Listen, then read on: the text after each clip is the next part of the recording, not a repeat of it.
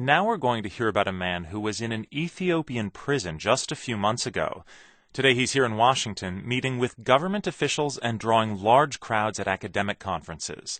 The former professor is urging the U.S. to pay more attention to human rights abuses in a country that President Obama visited earlier this summer. NPR's Michelle Kellerman brings us his story.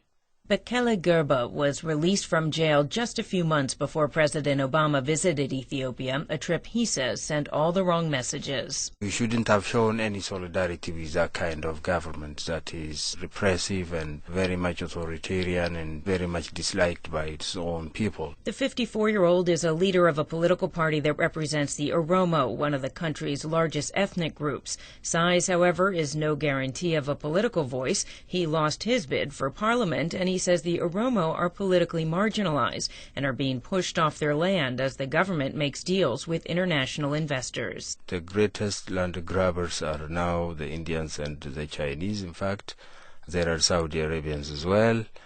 So many people are being evicted, especially the Oromos are being evicted as a result of this. So many people have become jobless and families destroyed. And those who do get jobs, he says, are paid $1 a day, wages he calls a form of slavery. He's urging the U.S. to use its aid to Ethiopia as leverage to push the government there to give workers the right to organize. What American consumers can do is not to buy products which these hungry Ethiopians are producing.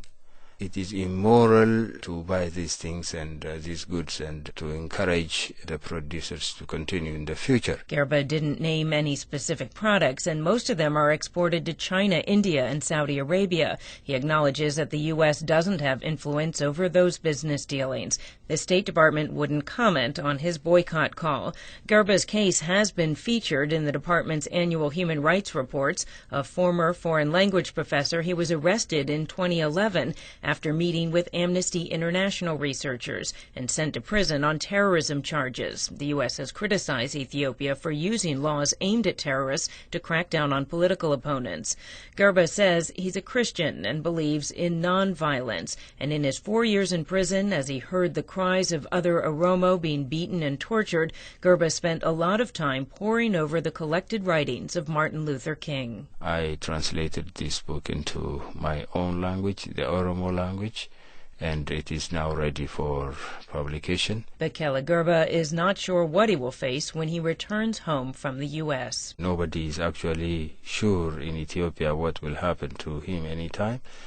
Anytime people can be arrested, anytime can be harassed, they can be beaten or killed or disappear. I don't know what will happen to me, but I'm determined to go back again.